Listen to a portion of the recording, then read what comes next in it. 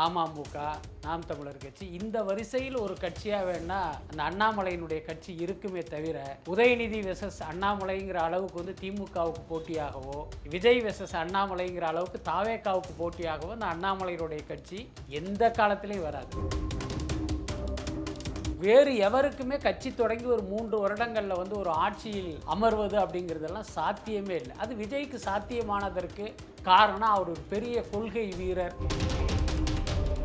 விஜய் அப்படி சொன்னாங்க, இன்னைக்கு அவர் ஜெயிச்சிட்டாரு. அதே மாதிரி என்னையும் இப்படி சொல்லுவாங்க, நானும் ஜெயிச்சிருவேன் அப்படிங்கிறது இருக்குல்ல, அது வந்து அண்ணாமலையினுடைய ஒரு விபரீத கனவு தான். மக்கள் ஆதரவு பெற்ற கட்சியாக அண்ணாமலையின் கட்சி வரவே வராது. அதுதான் உண்மை. அண்ணாமலையினுடைய உண்மை முகத்தை மக்களிடம் தோலுரிக்கிற அதே நேரம் ரஜினியினுடைய உண்மை முகத்தை நம்ம மக்கள்கிட்ட அம்பலப்படுத்தணும். இத்தனை நாட்களாக சொல்லாத அந்த ரகசியத்தை இன்றைக்கு ஏன் சொல்றார் அப்படின்னா, இன்னைக்கு ரஜினி ரசிகர்கள் ஒரு திக்கு தெரியாத அந்த வார்த்தையை பிரவீன் சக்கரவர்த்தி மென்ஷன் பண்ணது பார்த்தீங்கன்னா சண்முகத்துக்கு உடன்பாடு இல்லை. ஸோ அதனால பார்த்தீங்கன்னா இது ஒரு அதிக பிரசங்கித்தனமான பதிவு அப்படிங்கிற மாதிரி ஒரு கருத்து சொல்லியிருக்காரு. இன்னொரு பேரை மறந்துட்டீங்கன்னு நினைக்கிறேன், திரிஷா. அவங்க பேரும் அடிப்படுது. எனக்கு தெரிஞ்சு பார்த்தீங்கன்னா இவர்கள் மூவரும் அங்கு நிற்பதற்கான வாய்ப்புங்கிறது ரொம்ப குறைவு தான். ஆனால் உதயநிதியை பொறுத்த வரைக்கும் பார்த்தீங்கன்னா அந்த அளவுக்கு அவர் காத்திருப்பதற்கு தயாராக இல்லை. அவரை பொறுத்த வரைக்கும் பார்த்தீங்கன்னா நம்ம கிரவுண்டில் இறங்கின உடனே முதல் பால்லேருந்து நம்ம அடித்து ஆடணும்னு அவர் முடிவு பண்ணிட்டாரு. அதனால தான் சட்டசபையிலேயே நிறைவான தருணங்கள் என்ஏசி ஜுவல்லர்ஸுடன். சம்மர் வந்தாச்சு. What's your plan for this holiday? GT Holidays, South India's #1 travel brand.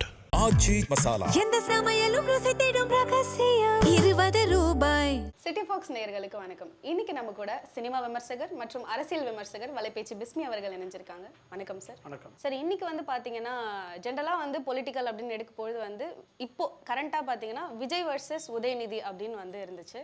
அப்புறம் பார்த்தா இப்போ வந்து உதயநிதி வர்சஸ் அண்ணாமலை அப்படின்னு சொல்லிட்டு வந்து சொல்கிறாங்க. ஸோ அதுக்கான காரணம் என்ன? எதனால் அப்படி திடீர்னு வந்துட்டு விஜய் சார் வர்சஸ் உதயநிதியிலேருந்து இப்போ வந்து அண்ணாமலையாக மாறுறதுக்கு என்ன காரணம்னு நினைக்கிறீங்க? அதாவது விஜய் வெர்சஸ் அண்ணாமலை அப்படின்னு ஒரு ஒப்பீடு செய்வதற்கே வந்து உங்களுக்கு ஒரு மனசாட்சி இல்லையா? இல்லை சார், உதயநிதி சார் வர்சஸ் அப்படி அண்ணாமலை அப்படி போயிட்டாங்க சார். இப்போ இல்லை, அப்படி வேணா போகலாமே தவிர நீங்கள் விஜய் கிட்டையெல்லாம் வரவே முடியாது. எல்லாத்துக்கும் மேலே அண்ணாமலை வந்து ஒரு புது கட்சி ஆரம்பிக்க போகிறாரு.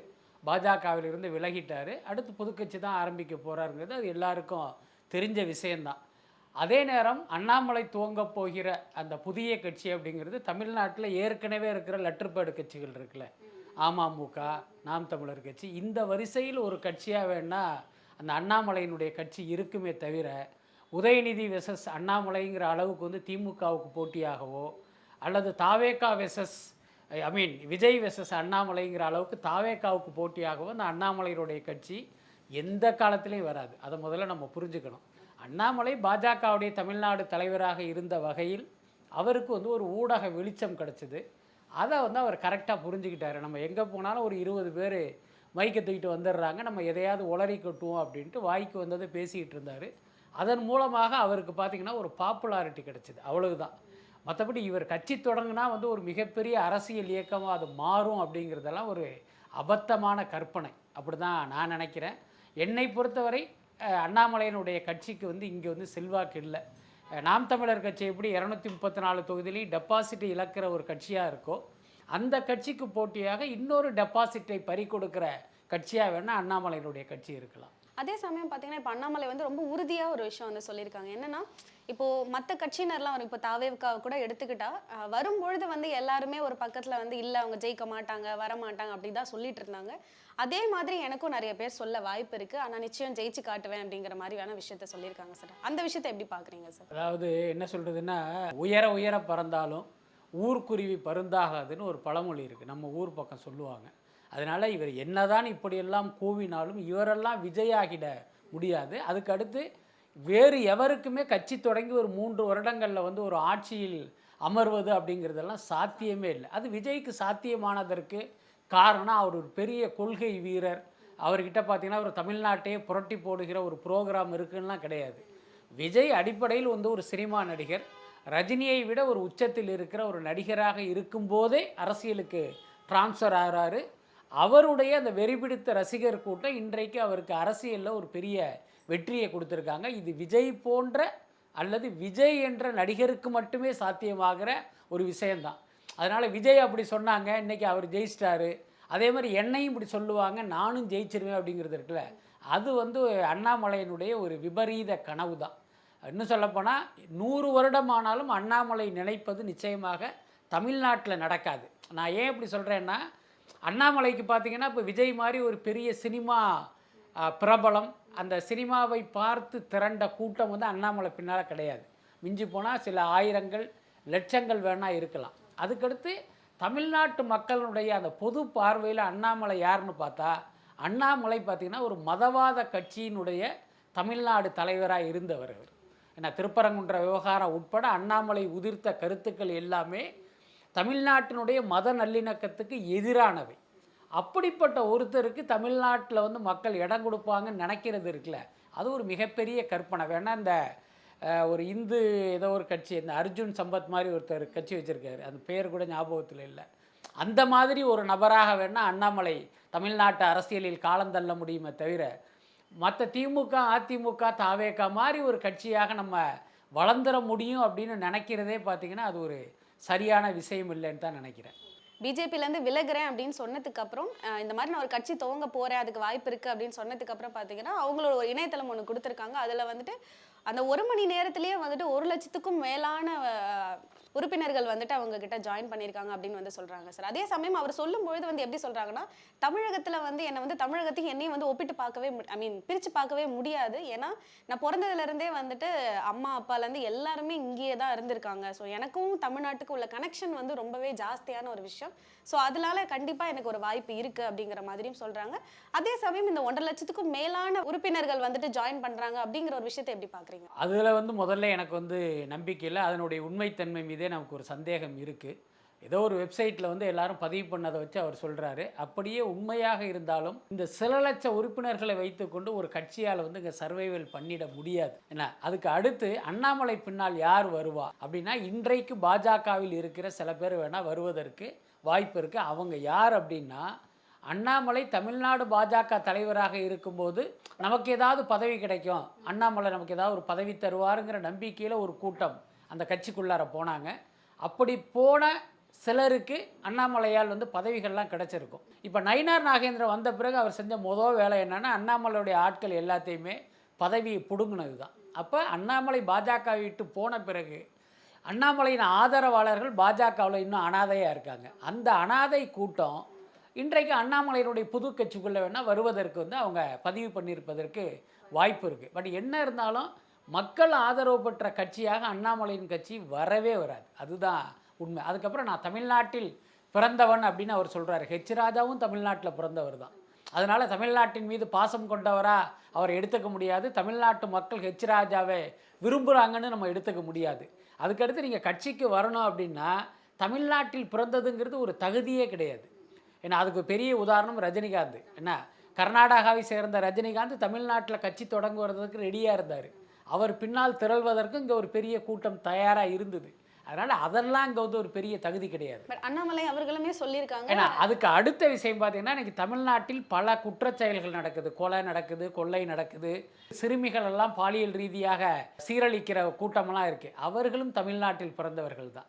அதனால் தமிழ்நாட்டில் பிறந்ததை வந்து ஒரு தகுதியாக நம்ம நிச்சயமாக நினைக்க முடியாது. சீமான் போன்ற பிரிவினைவாதிகள் வேணுமானால் இந்த ஒரு விஷயத்தை வந்து ஒரு பெருசாக வந்து நினைக்கிறதுக்கு வாய்ப்பு இருக்குது. மற்றபடி தமிழ்நாட்டு மக்களுக்கு அந்த மாதிரியான தாட்ஸ் எல்லாம் கிடையவே கிடையாது.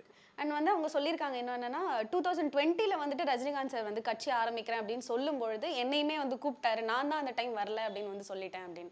அதுக்கான காரணம் என்ன சார்? ஆனால் இது வரைக்குமே வந்து அண்ணாமலை இந்த விஷயத்தை வெளியில் சொன்னதில்லைன்னு நினைக்கிறேன். இந்த நேரத்தில் அந்த விஷயத்தை வெளியில் சொல்லறதுக்கான அவசியம் என்னவா இருக்கும்? அதாவது 2 காரணம். முதல்ல வந்து ரஜினிகாந்த் இவர் கூப்பிட்டாராங்கிறது ஒரு கேள்வி. அப்படியே கூப்பிட்டுருந்தா அதுக்கு என்ன காரணமாக இருக்குங்கிறதை நம்ம இந்த நேரத்தில் கண்டிப்பாக பேசணும். ஏன்னா அண்ணாமலையினுடைய உண்மை முகத்தை மக்களிடம் தோலுரிக்கிற அதே நேரம் ரஜினியினுடைய உண்மை முகத்தை நம்ம மக்கள்கிட்ட அம்பலப்படுத்தணும். ரஜினிகாந்த் தமிழ்நாட்டு மக்களின் ஆதரவால் சூப்பர் ஸ்டாராக வாழ்ந்து கொண்டு RSS உடைய ஆதரவில் தான் அவர் கட்சி தொடங்குறதுக்கே முயற்சி பண்ணார். அப்புறம் கட்சி தொடங்குவதற்கான முயற்சியில் பார்த்தீங்கன்னா அர்ஜுனமூர்த்தி என்கிற ஒரு RSS காரரை தான் அங்கே அந்த கட்சியினுடைய முகமாக வந்து இங்கே முன்னிறுத்தினார். அப்போ அந்த கட்டத்தில் அவர் அண்ணாமலையும் அழைச்சிருக்காருங்கிறது இன்றைக்கி அவருடைய ஸ்டேட்மெண்ட்லேருந்து தெரியுது. அப்போ என்ன அர்த்தம்னா இவரும் ஆர்எஸ்எஸ்காரர் தான் அண்ணாமலையும். அப்போ ரஜினி கட்சி ஆரம்பிக்கும் போது ஆர்எஸ்எஸ் அவருக்கு இன்ஸ்ட்ரக்ஷன் கொடுத்து எங்கள் இயக்கத்தில் இருக்கிற இவரை எடுத்து உள்ளே போடுங்க, அவரை எடுத்து உள்ளே போடுங்கன்னு அடையாளம் காட்டி அவரை அழைச்சிருப்பாருன்னு நினைக்கிறேன். பட் என்ன காரணத்தினால அண்ணாமலை அந்த அழைப்பை நிராகரிச்சிருக்காரு. ஒன்று ரஜினிகாந்துடைய கட்சி செல்பெடுக்காதுங்கிறது காரணமா, அல்லது எதுக்கு போய் ரஜினி கட்சியில் போய் சேருவானே. அங்கே ரஜினி கட்சியை பொறுத்த வரைக்கும் ரஜினி தான் முக்கியமாக இருப்பார், நம்மளாம் டம்மி பீஸாக தான் இருப்போம். அதுக்கு பதிலாக பாஜக ரூட்டில் போனோம்னா நம்ம ஒன்றிய அளவில் நமக்கு ஒரு பெரிய பதவி கிடைக்கும்னு நினச்சி கூட ரஜினியுடைய அழைப்பை அவர் நிராகரிச்சிருக்கலாம்.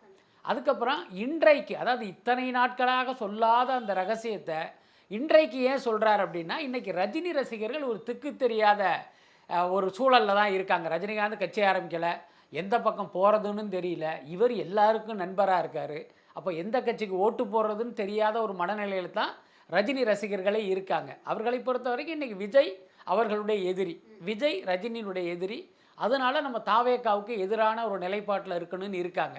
ஆனால் யாருக்கு ஆதரவான நிலைப்பாடுங்கிறதுல அவங்களுக்கே குழப்பம் இருக்குது. ஏன்னா ரஜினிகாந்த் பாஜக ஆதரவாளர், ஒரு வலதுசாரி. அந்த அடிப்படையில் பாஜகவுக்கு ஓட்டு போடுறதா, இல்லை ஒரு ஸ்டாலினும் நானும் 40 வருட நண்பருங்கிற மாதிரி சொல்லிகிட்டு இருக்காரு, நம்ம திமுகவுக்கு ஓட்டு போடுறதான்னு ஒரு குழப்பம் ரஜினி ரசிகர்களுக்கே இருக்குது.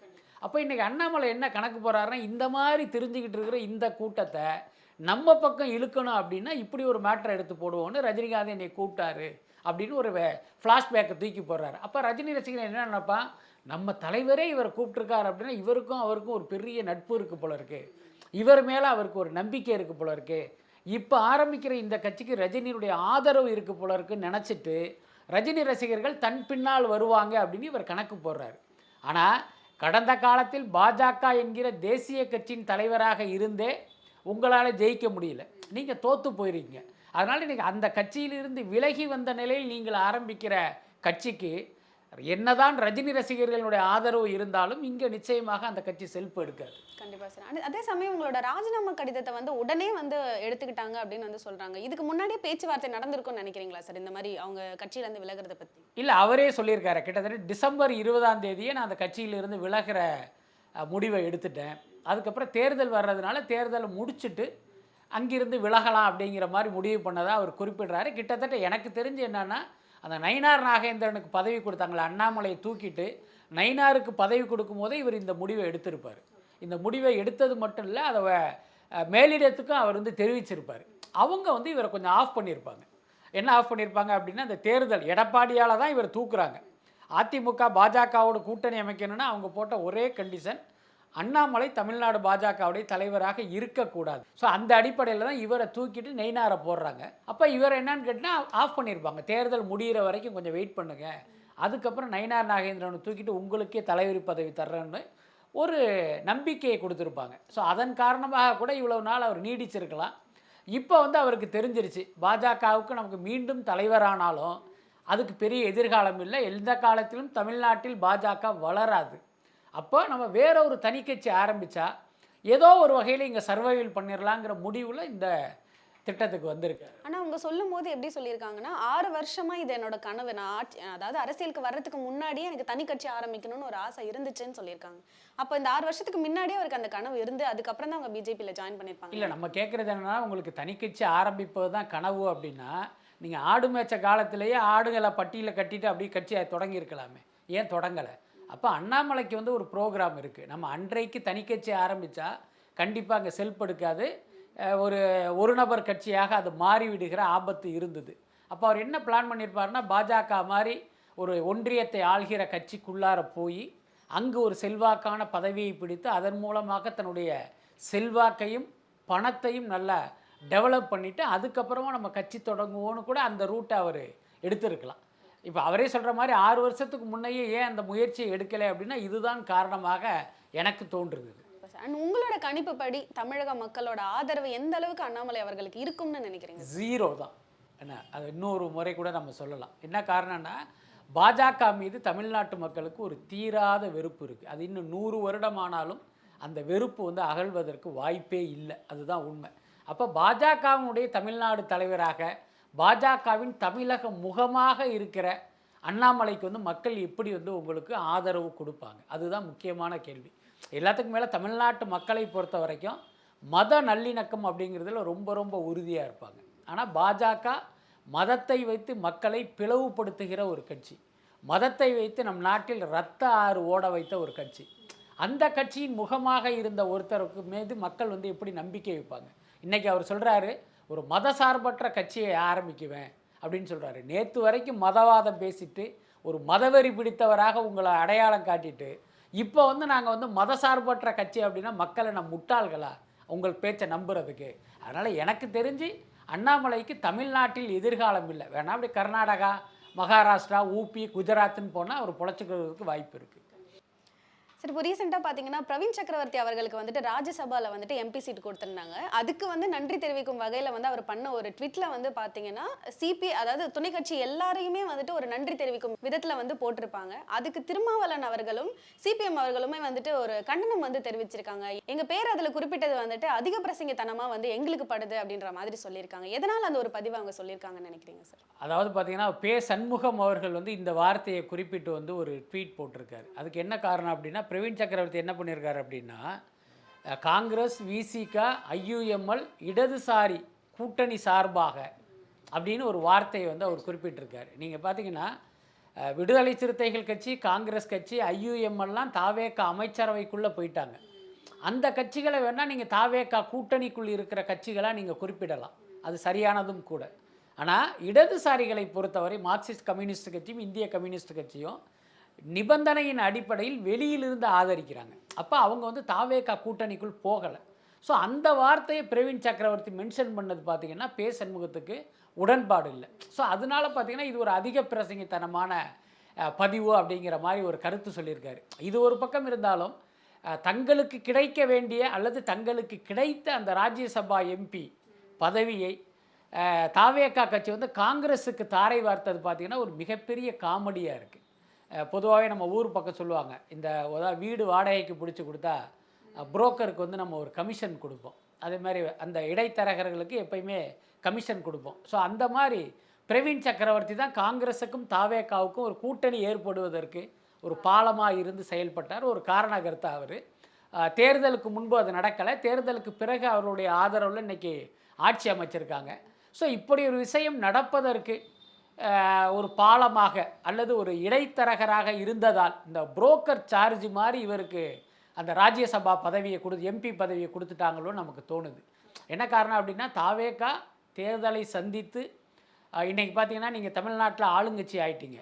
அதே நேரம் பாராளுமன்றத்தில் உங்களுடைய பிரதிநிதி கிடையாது. தாவேகாவின் குரல் இன்னும் அங்கே வந்து ஒலிக்கலை. ஸோ அதற்கான ஒரு வாய்ப்பு தான் சிவி சண்முகம் ராஜினாமா செய்ததால் ஏற்பட்ட இந்த ராஜ்யசபா எம்பி பதவி. அப்போ தாவேகா என்ன பண்ணியிருக்கணும்னா, இதை வந்து ஒரு அரிய வாய்ப்பாக நினைத்து தாவேகா சார்பில் ஒருத்தரை வந்து நீங்கள் எம்பி ஆக்கியிருக்கணும். அதுதான் சரியான விஷயம். எல்லாருமே ஒரு சைடு அவங்க தாவேகா சைடு. ஆமாம், ஆனால் இது பார்த்தீங்கன்னா எந்த கால்குலேஷனுக்கும் அடங்காத ஒரு செயலாக அது இருக்குது. அப்போ நமக்கு என்ன தோணுது அப்படின்னா, என்னதான் வந்து இவர்கள் பாஜகவை எதிர்ப்பதாக சொன்னாலும் உள்ளுக்குள் தாவேகாவுக்கு பாஜக மேல் ஒரு பயம் இருக்கோ, அதுவும் ஆளுங்கட்சியான பிறகு ஆட்சியை கலைச்சிருவாங்களோ, இல்லை நம்ம மேலே ஏதாவது ஊழல் குற்றச்சாட்டு சுமத்தி ஏதாவது ஒரு டிஸ்டர்ப் பண்ணிடுவாங்களோங்கிற ஒரு பயம் இருக்கோன்னு தோணுது. என்ன காரணம்னா, இப்போ ஒரு பேச்சுக்கு சொல்கிறேன், இப்போ தாவேகா சார்பாக ஒருத்தர் எம்பி ஆக்கி அவரை நீங்கள் நாடாளுமன்றத்துக்கு அனுப்பி அங்கு ஏதோ ஒரு சட்டமோ திட்டமோ ஒரு வாக்கெடுப்பு நடக்குது, ஒரு பில் பாஸ் ஆகுது அப்படின்னா, அப்போ தாவேகா எம்பி வந்து ஒரு நிலைப்பாட்டை எடுக்கணும், இதை ஆதரிக்கணும் அல்லது எதிர்க்கணும். அப்போ ஒருவேளை பாஜகவுடைய அந்த பில்லுக்கு வந்து இவங்க எதிரான ஒரு வாக்களித்தாங்க அப்படின்னா, அப்போ பாஜக எதிர்ப்புங்கிறது இன்னும் தீவிரமாகிடும். அப்போ தாவேகா வந்து பாஜகவை எதிர்க்கிற கட்சிங்கிறது ரெஜிஸ்டர் ஆகிடும். அப்போ நமக்கு ஏதாவது பிரச்சனை வருமோன்னு பயந்துக்கிட்டு எதுக்கு வம்பு, ஒரு 2.5 வருஷம் நம்ம சேஃப்டியாக இருப்போம்னு நினச்சி கூட இந்த பதவியை அங்கே தள்ளிட்டாங்களோன்னு தோணுது. அதே சமயம் பார்த்தீங்கன்னா, இப்போது ரீசெண்டாக வந்து திருச்சி கிழக்கில் வந்து யார் தான் நிற்க போகிறா அப்படின்னு பார்க்கும்பொழுது, ஒரு பக்கம் வந்து சிலர் சொல்கிறாங்க ராகவ் லாரன்ஸ் வந்து நிற்க போகிறாங்க அப்படின்னு. இன்னொரு பக்கம் வந்துட்டு தாவேகாவோட அட்மினாக இருக்கக்கூடிய ஜெகதீஷ் அவங்க வந்து நிற்க போகிறாங்கன்னு சொல்கிறாங்க. உங்கள் கணிப்புப்படி யார் நிற்பாங்கன்னு நினைக்கிறீங்க? இன்னொரு பேரை மறந்துட்டீங்கன்னு நினைக்கிறேன், திரிஷா. அவங்க பேரும் அடிப்படுது. எனக்கு தெரிஞ்சு பார்த்தீங்கன்னா இவர்கள் மூவரும் அங்கு நிற்பதற்கான வாய்ப்புங்கிறது ரொம்ப குறைவு தான். அதுக்கடுத்து ஜெகதீஷ் வந்து அதில் நிற்பதற்கு வாய்ப்பு குறைவுன்னு நான் நினைப்பதற்கு காரணம் என்னென்னா, இன்றைக்கு விஜய் அவர்களுடைய நிழலாக இருப்பதே ஜெகதீஷ் தான். அப்போ அவர் ஒரு எம்எல்ஏவாகி அல்லது அவர் ஒரு அமைச்சர் ஆகிட்டா அப்படின்னா இந்த விஜயோடு வந்து அவரால் ட்ராவல் பண்ண முடியாது. அதனால் எனக்கு தெரிந்து அப்படி ஒரு பொறுப்பு கொடுப்பதற்கு வாய்ப்பில்லை. அப்புறம் த்ரிஷாவும் அங்கே நிற்பதற்கு வாய்ப்பில்லை. இந்த நேரத்தில் அது ஒரு பெரிய கட்சிக்கும் விஜய்க்குமே ஒரு பெரிய சிக்கலை ஏற்படுத்திடும். அதுக்கப்புறம் ராகவா லாரன்ஸ் இவர் எப்படி இந்த சீனுக்குள்ளே வந்தாருங்கிறதே எனக்கு இன்னும் ஒரு புரியாத புதிராக இருக்குது. பட் நான் என்ன பேசினதை வந்துட்டு திருப்ப இப்போ பேசின மாதிரி கட் பண்ணிலாம் வந்து போட்டு தெரிந்து கொள்ள வேண்டிய விஷயம் என்னென்னா, லாரன்ஸ் வந்து ஒரு தீவிரமான ரஜினி ரசிகர். ரஜினி ரசிகர் இல்லை, ரஜினி வெறியர். இன்னும் சொல்லப்போனால் ரஜினியால் தான் அவர் திரையுலகத்துக்குள்ளேயே வந்தார். நிறைய பேருக்கு தெரியாத உண்மையை இப்போ நான் சொல்கிறேன். லாரன்ஸ் வந்து சினிமாவுக்கு வர்றதுக்கு முன்பு ஃபைட் மாஸ்டர் சூப்பர் சுப்பராயன் கேள்விப்பட்டிருப்பீங்க. அவரிடம் அசிஸ்டண்ட் இவர். இப்போ ரஜினி படப்பிடிப்பு சூப்பர் சுப்பராயன் தான் ஃபைட் மாஸ்டர். அன்றைக்கி ஒரு ஃபைட் சீன் எடுக்கிறாங்க. அப்போ சூப்பர் சுப்பராயன் வந்து படப்பிடிப்புக்கு அவரையும் கூட்டிகிட்டு வந்திருக்காங்க. அவர் வந்து ஒரு சின்ன பையன். அந்த அந்த ஃப்ரீ டைமில் என்ன பண்ணுறாருன்னா, சூப்பர் சுப்பராயனுடைய காரை அந்த பையன் துடைக்கிறவர் என்ன பண்ணுறாருன்னா டான்ஸ் ஆடிக்கிட்டே துடைக்கிறாரு. அப்போ தூரத்தில் இருந்து ரஜினி பார்த்துட்டு, யார் இந்த பையன் சூப்பராக டான்ஸ் ஆடுறானே, டான்ஸ் ஆடிக்கிட்டே இந்த காரை துடைக்கிறானே, இவன் யார் அப்படின்னு விசாரிக்கிறாரு. அப்போ சொல்கிறாங்க, இது மாதிரி சுப்பராயன் மாஸ்டருடைய அசிஸ்டண்ட் அவன் அப்படிங்கும்போது இப்போ அவனை கூப்பிடுறாரு. நீ யார் என்ன அப்படின்னு விசாரிச்சுட்டு, இவ்வளோ சூப்பராக டான்ஸ் ஆடுற, இங்கே என்ன பண்ணுறேன்னா நான் இவர்கிட்ட அசிஸ்டண்ட்டாக இருக்கேன் அப்படின்னு அவன் சொல்கிறான். அசிஸ்டண்ட்னா பெரிய வேலை இல்லை. அது சுப்பராயன் நிறைய பான் பராக் போடுவார்.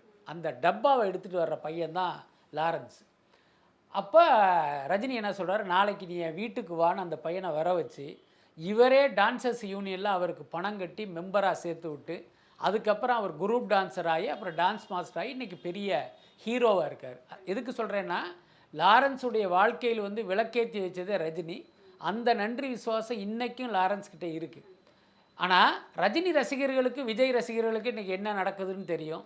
ரஜினியே விஜயை பார்த்திங்கன்னா தன்னுடைய போட்டியாளராக நினச்சி காக்கா கழுகு கதை சொல்லிகிட்டு இருக்கிறதை நம்ம பார்க்குறோம். அதுக்கடுத்து இவர் வந்து ரஜினியினுடைய விசுவாசின்னு தெரிஞ்சு எப்படி வந்து விஜய் இவருக்கு வாய்ப்பு கொடுப்பார். அதனால் எனக்கு தெரிந்து வாய்ப்பு இல்லை. அண்ட் முக்கியமாக இன்னொரு விஷயம் என்னென்னா, உதயநிதி அவர்கள் வந்துட்டு விஜய் அவர்கள் ரொம்பவே தாக்கி வந்து நேற்று வந்து பேசியிருந்தாங்க. 25 நாள் ஆயிடுச்சு தாவேக்கா வந்து ஆட்சிக்கு வந்து, இன்னுமுமே வந்து கை காசை போட்டு செலவு பண்ணக்கூடிய எந்த ஒரு விஷயத்தையுமே அவங்க வந்து நிறைவேற்றலை அப்படின்ற மாதிரி நிறைய விஷயம் சொல்லியிருக்காங்க. அதில் முக்கியமாக ஸ்டார்ட் பண்ணும்பொழுது இப்படி சொல்லி ஸ்டார்ட் பண்ணியிருக்காங்க. இந்த விஷயத்தை எப்படி பார்க்குறீங்க? இல்லை, உதயநிதி அவர்கள் ஒரு எதிர்க்கட்சி தலைவராக ஆளுங்கட்சி மீது விமர்சனங்கள் வைக்கிறாரு. அவருடைய அப்பா திமுக தலைவர் மு.க. ஸ்டாலின் என்ன சொன்னார் அப்படின்னா, நாங்கள் 6 மாதம் அமைதியாக இருப்போம், அது வழக்கமாக உள்ளது, அது வந்து ஒரு கூலிங் பீரியடு. இந்த காலகட்டத்தில் இவர்கள் இந்த அனுபவங்களை எல்லாம் கற்று அதுக்கப்புறம் அவங்க சிறப்பாக ஆட்சி செய்வதற்கான ஒரு கால அவகாசம். ஸோ 6 மாதம் வரைக்கும் நாங்கள் இருக்கோம், அதுக்கப்புறம் நாங்கள் ஒரு ஆக்கப்பூர்வமான விமர்சனங்களை முன்வைக்கிறோம் அப்படின்னு ஸ்டாலின் அவர்கள் ஏற்கனவே சொல்லியிருக்காரு. ஆனால் உதயநிதியை பொறுத்த வரைக்கும் பார்த்திங்கன்னா அந்த அளவுக்கு அவர் காத்திருப்பதற்கு தயாராக இல்லை. அவரை பொறுத்த வரைக்கும் பார்த்திங்கன்னா நம்ம கிரவுண்டில் இறங்கின உடனே முதல் பால்லேருந்தே நம்ம அடித்து ஆடணும்னு அவர் முடிவு பண்ணிட்டார். அதனால தான் சட்டசபையிலேயே அவர் முதல் பேச்சிலேயே வந்து தாவேக்கா மீதான விமர்சனங்களை முன்வைக்க ஆரம்பிச்சிட்டார். எல்லாத்துக்கும் மேலே அவருடைய விமர்சனத்தில் ஒருவேளை காழ்ப்புணர்ச்சி இருக்கலாம், அதுக்கப்புறம் நம்மளை தோக்கடிச்சிட்டாங்க அப்படிங்கிற அந்த கோபம் இருக்கலாம். ஆனால் அவர் வைக்கிற விமர்சனத்தில் இருக்கிற நியாயத்தையும் உண்மையும் நம்ம புரிஞ்சுக்கணும். ஏன்னா இன்றைக்கி தாவேக்கா அனுபவம் இல்லாததால் பல விஷயங்களை தவற விட்டுக்கிட்டு இருக்காங்க. புரியுதா? இப்போ உதாரணத்துக்கு பார்த்திங்கன்னா அந்த மருத்துவ இடம், அதையும் கூட அவர் சுட்டி காட்டுறாரு. நாங்கள் வந்து கஷ்டப்பட்டு வாங்கின விஷயம் அது, அதை நீங்கள் இழந்துடாதீங்க அப்படின்லாம் அவர் வந்து ஒரு ஆக்கப்பூர்வமான ஆலோசனையை அவர் முன்வைக்கிறார். அதனால் ஒரு எதிர்க்கட்சி நம்ம மேலே விமர்சனம் பண்ணுறாங்க, அதை நம்ம காதில் வாங்க வேண்டியதில்லை, அதை வந்து நம்ம புறந்தள்ளிடுவோம் அப்படின்னு நினைக்காம அதற்குள் ஏதாவது ஆக்கப்பூர்வமான விமர்சனங்கள் இருந்தால் விஜய் அவர்கள் நிச்சயமாக அதை எடுத்துக்கிட்டு அதை சரி பண்ணணும்.